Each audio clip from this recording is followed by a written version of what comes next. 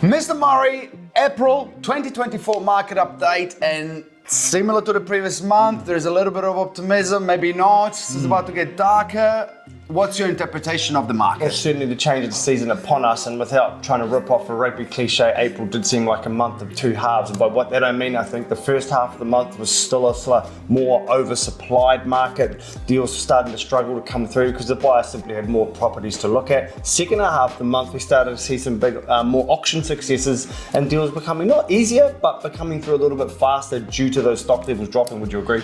Less properties on the market, as you would expect, as we're getting into winter. People are not coming on the market as much as they would in summer, spring, and autumn. That goes without saying. So this level of supply and stock demand, the level of demand and supply is kind of equaling out one way or another. So there is a little bit more momentum. At the same time, we're looking ahead, and we're looking ahead of the bright line testing reverting. And we talked about it last month, so we don't want to repeat it. But there could very well be an influx of properties coming on the market. And if that's the case, would you want to be a buyer or a vendor while you have more properties in the market in the middle of winter? Well, the answer for that one is pretty easy. I'd like to have my home on the market in the next 6 to 7 week window before that influx of potentially influx of listings due to landlords selling up with the changes to taxation. So there's a little pocket of window before we envision another listing flurry, which we saw at the end of March, or at the beginning of March actually, which seemed unprecedented.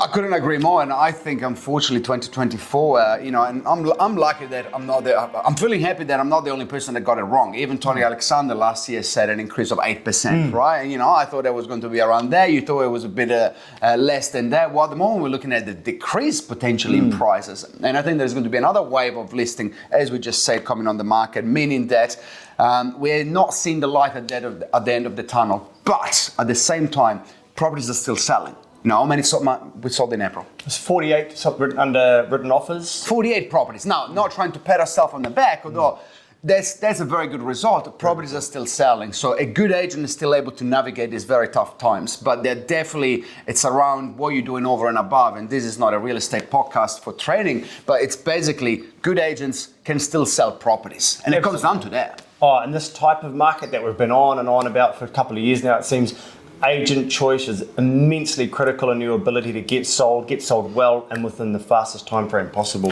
It's like when you go to, if you had to go to court, would you pick a good lawyer or a bad lawyer? Always a good one. Yeah, if you got to get a haircut, would you pick a barber that does a good job or one that doesn't? Obviously. It goes without saying. But when you're looking at investing, when you're looking at selling potentially one of your biggest investments, then, the choice needs to be calibrated. Yep. To sum things up, we think stock levels may have plateaued now, offering a small window of opportunity before more listings potentially come to the market. The next 6 to 7 weeks, that would be my pick. Would you agree? Let's get on with it.